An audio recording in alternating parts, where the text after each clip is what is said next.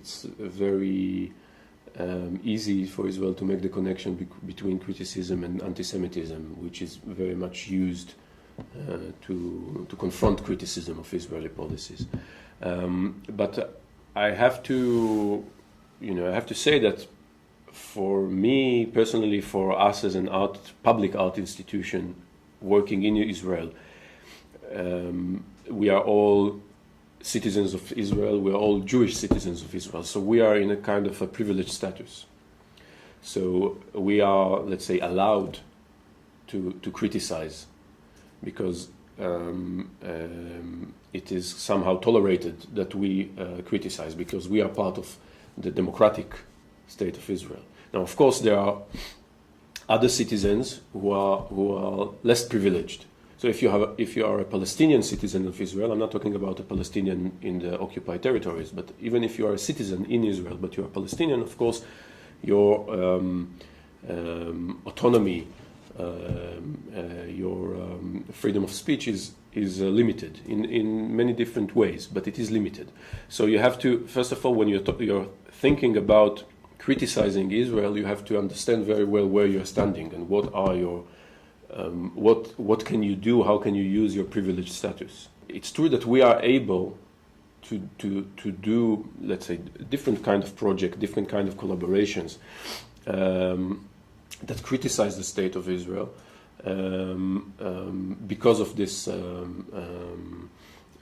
autonomy we have within the Israeli democracy, where the democracy is active. I mean, it's not active for everyone. It's not protecting everyone, but then you have to realize that, and you have to use it to your in order to make criticism. The thing is, as usual, is that it is very hard to get a reaction, to criticize and to get a reaction, because when you are working from within this kind of freedom, when you almost don't have any boundaries, then it's very hard to cross the boundaries when you don't have them, when you are allowed to say so much.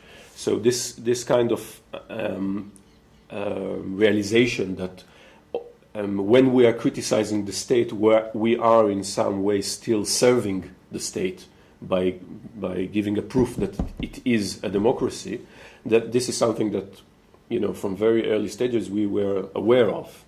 Israeli society is encircling itself with borders, with fences. Some of them are concrete. You can go to the separation wall, you can see it. But there are much more very sophisticated mental walls that encircle us, that prevent us from dialogue, from simple connection with Palestinians. And we, from the early 90s, since the first Intifada, the late 80s, the early 90s, the simple mixture of people, of walking in the street and seeing Palestinians, this is a reality that has been completely erased, because Palestinians gradually stopped coming to Israel to work, and there is much less interaction between Israelis and Palestinians. So this basic interaction, personal interaction, getting to know someone, traveling and going and meeting, and building a relationship of trust, that was for us a very basic thing to do, and that was the basis for all the project that we did. We wanted to, in a way, overcome the policies of separation, this idea that Palestinians and Israelis cannot live together. We try to find the appropriate forums in which we can meet with other artists, with other curators, and talk and create this kind of network. That was I would say, the basis of all the tactics and all the actions that we do. This whole view that there should be a two-state solution, this idea that started. It has, the early ideas came in the 30s, in the 1930s, that the solution for the conflict in Palestine can be only by separation, but the creation of two states. This idea is in the basis means that Jews and Palestinians cannot live together. They cannot be part of the same society. And when you read the history of the peace process like that, you can also see about the history of the Israeli left. Okay, the Israeli peace camp that now almost doesn't exist, but it was quite strong until the end of the 90s. And all this terminology of peace was, you can actually read it as a terminology of separation. Okay, we want peace, but we want peace through the mean of separation, through putting Palestinians over there, we are here, and when there is no mixture, there is no conflict. When we're talking about this idea of separation, I don't think that the state of Israel sees any kind of joint action by Palestinians and Jews or Israeli citizens as something that is positive. And you can see the reaction if you go to see the demonstrations in Bil'in or Ne'alin in the West Bank, where there are every Friday joint demonstrations against the separation wall.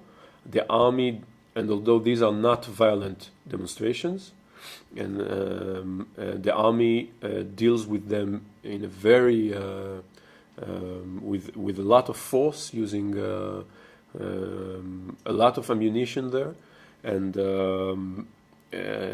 using arrests, going to people's houses and arresting them. When you want to do something political, you have to hide it. You have to hide it in a gallery, in a closed space where people have a choice of going in and seeing your political views. In the public space, you can't have political views. So that's why also it becomes very, very important to do, to deal with the public space, to deal with, to intervene in public space, because it is it's being, I would say, cleansed from the politics.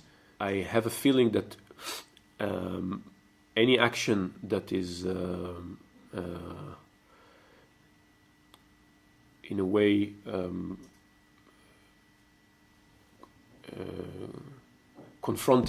directly confronting or directly opposing, no matter how radical it is very likely to create the opposite effect, because I think that Israeli society is constantly